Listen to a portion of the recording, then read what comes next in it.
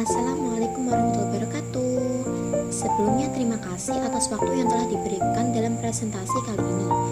Kami di sini akan mempresentasikan hasil diskusi kami yang bertemakan urgensi ilmu dan ulama sesuai hadis riwayat Bukhari nomor 98. Silakan disimak.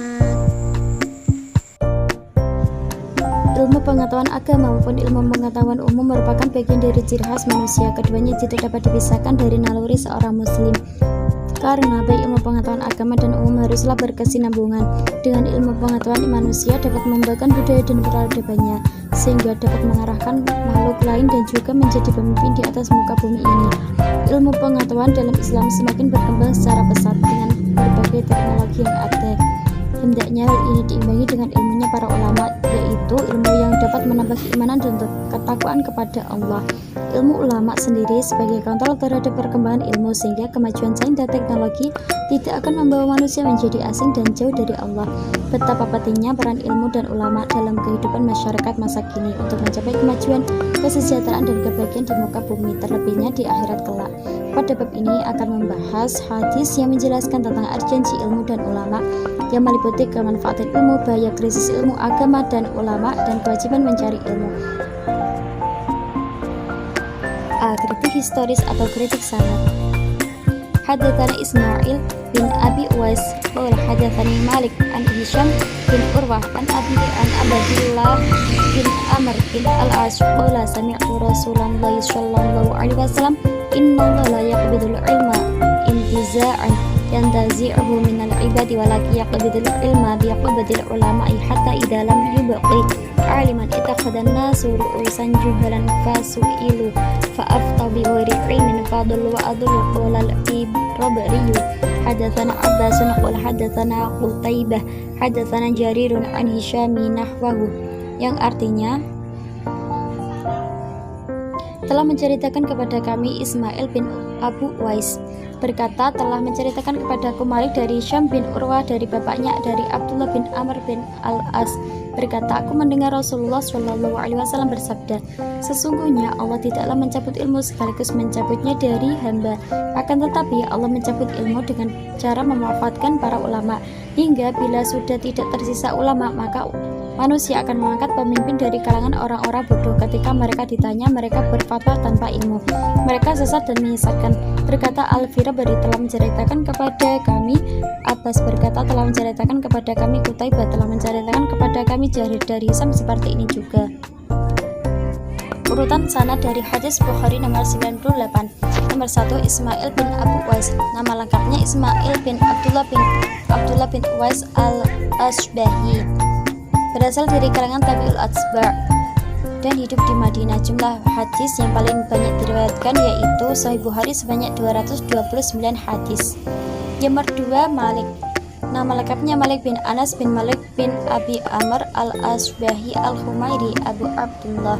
Berasal dari kalangan Tabi'ut Tabi'in, kalangan tua, dan hidup di Madinah. Wafat pada tahun 179 Hijriah di Madinah. Jumlah hadis yang paling banyak diriwayatkan dari Sahih Bukhari sebanyak 644 hadis. Nomor 3 Hisyam bin Urwah. Berasal dari kalangan Tabi'ul Atsba', kalangan tua, dan hidup di Madinah.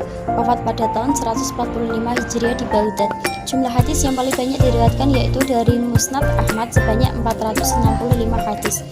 Yang nomor 4 bapaknya Hisam bin Urwah, berasal dari kalangan tabi'in, kalangan pertengahan, hidup di Madinah, kemudian wafat pada tahun 93 Hijriah. Jumlah hadis paling banyak diriwayatkan yaitu dari Musnad Ahmad sebanyak 890 hadis. Nomor 5 Abdullah bin Amr bin Al-As. Abdullah ini berasal dari kalangan sahabat dan hidup di Maru. Wafat di Taif pada tahun 63 Hijriah. Jumlah hadis paling banyak diriwayatkan yaitu dari Musnad Ahmad sebanyak 639 hadis. Kajian linguistik. Hadis ini termasuk qasar dalam ilmu ma'ani, dengan salah satu cirinya yaitu terdapat huruf ataf bersamaan dengan lakin, di mana huruf ataf dan lakin tersebut jatuh setelah nafi, yaitu pada lafadz la yaqbidul ilma intiza'an yantazi'uhu minal ibadi walakin yaqbidul ilma biqabdil ulama, di mana la itu berkedudukan sebagai la nafi, kemudian wawu sebagai huruf ataf yang bersamaan dengan lafadz lakin yang jatuh setelah nafi. Bisa dikatakan Lafaz lakin termasuk ada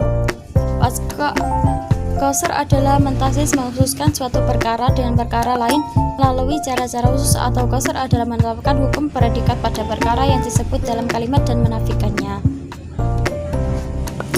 Kajian tematis komprehensif. 1. Sahih Bukhari nomor 6763, nomor 2 Sahih Muslim nomor 4828, nomor 3 Sahih Muslim nomor 4829, nomor 4 Sunan Tirmidzi nomor 2576, nomor 5 Sunan Ibnu Majah nomor 51, nomor 6 Sunan Ibnu Majah nomor 2084, nomor 7 Musnad Ahmad nomor 6222, nomor 8 Musnad Ahmad nomor 6498, nomor 9 Musnad Darimi nomor 241.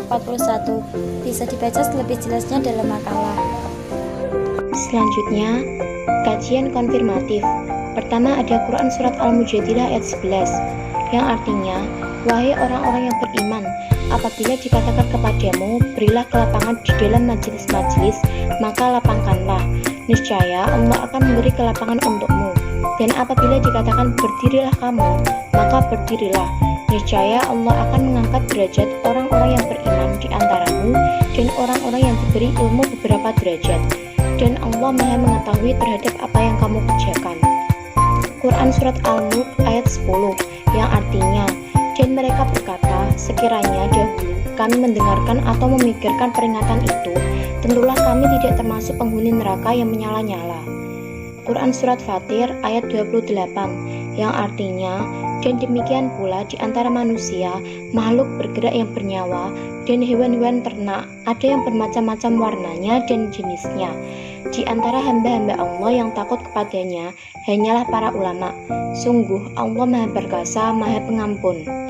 Selanjutnya ada Quran Surat Al-Baqarah ayat 269, ada Quran Surat Ali Imran ayat 7, ada Quran Surat Al-Isra ayat 85, ada Quran Surat An-Nisa ayat 4, ada Quran Surat Az-Zumar ayat 9. Bisa dibaca di makalah. Selanjutnya, analisis realitas historis. Dalam sebuah riwayat disebutkan, pada saat haji wada, Rasulullah SAW berada di depan orang-orang dengan memboncengkan Al-Fadl bin Abbas di atas satu unta yang berwarna putih agak gelap. Beliau bersabda, wahai manusia, tuntutlah ilmu sebelum ilmu tersebut dicabut dan diangkat. Maka ada seorang badui Arab menyela sabda beliau, wahai Nabi Allah, bagaimana mungkin ilmu itu diangkat, sedangkan di sisi kami terdapat lembar-lembar catatan dan kami pun telah mengajarkan kepada istri-istri kami, anak-anak kami, dan bahkan para pembantu kami. Maka Rasulullah SAW menengadahkan mukanya ke atas dan terlihat dari rona mukanya yang memerah, pertanda beliau sedang marah. Kemudian beliau bersabda, duh celaka kamu ini, lihatlah orang-orang Yahudi dan Nasrani itu, bukankah di sisi mereka juga terdapat lembar-lembar catatan? Namun demikian tak ada satu huruf pun di antara catatan tersebut yang hidup di hati mereka dari apa yang telah diajarkan oleh nabi-nabi mereka. Ingatlah, sungguh hilangnya ilmu adalah dengan wafatnya orang yang memilikinya. Beliau mengatakan hal ini sebanyak 3 kali. Hadis riwayat Ahmad, Imam Ahmad dan At-Tabrani, dan dalam riwayat hadis lain dari Abu Umamah itu juga mengatakan demikian. Isyarat yang terkandung dalam nubuah di atas ini adalah bila ulama sudah tidak lagi dijadikan rujukan, maka itulah bentuk kematian ilmu. Juga Rasulullah SAW mengingatkan bahwa tercabutnya ilmu adalah salah satu penyebab bagi kemusnahan suatu bangsa. Di samping itu juga mengakibatkan umat tersebut akan menyimpang jauh dari jalan yang telah ditetapkan oleh Allah dan syariahnya. Selanjutnya, analisis generalisasi atau analisis aspek kandungan pendidikan. Hadis Sahih Al-Bukhari nomor 98, kitab ilmu ini mengemukakan anjuran menjaga ilmu, peringatan bagi pemimpin yang bodoh, peringatan bahwa yang berhak mengeluarkan fatwa adalah pemimpin yang benar-benar mengetahui, dan larangan bagi orang yang berani mengeluarkan fatwa tanpa berdasarkan ilmu pengetahuan. Kata tulislah dalam kalimat ini diartikan bahwa ini adalah awal mula penulisan hadis Nabi, karena sebelumnya umat masih bergantung kepada hafalan. Pada saat Umar bin Abdul Aziz merasa khawatir akan hilangnya ilmu dengan meningginya para ulama, Maka ia berpendapat bahwa penulisan ilmu harus berani usaha untuk melestarikan ilmu itu sendiri. Hadis ini memerintahkan kita untuk senantiasa menuntut ilmu dengan ulama yang mumpuni keilmuannya agar tidak tersesat ajarannya, selagi masih ada waktu sebelum dicabutnya ilmu dengan wafatnya para ulama. Terakhir, kritik praksis. Dengan wafatnya ulama, berarti Allah telah mulai mengangkat ilmu dari manusia. An-Nawawi rahimahullah mengungkapkan, hadis ini menjelaskan bahwa maksud diangkatnya ilmu yaitu sebagaimana pada hadis-hadis sebelumnya secara mutlak. Bukanlah menghapuskannya dari dada para penghafalnya, akan tetapi maknanya adalah wafatnya para pemilik ilmu tersebut. Manusia kemudian menjadikan orang-orang bodoh untuk memutuskan hukum sesuatu dengan kebodohan mereka.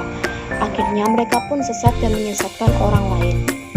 Para ulama pasti akan Allah wafatkan karena setiap yang bernyawa pasti akan merasakan kematian.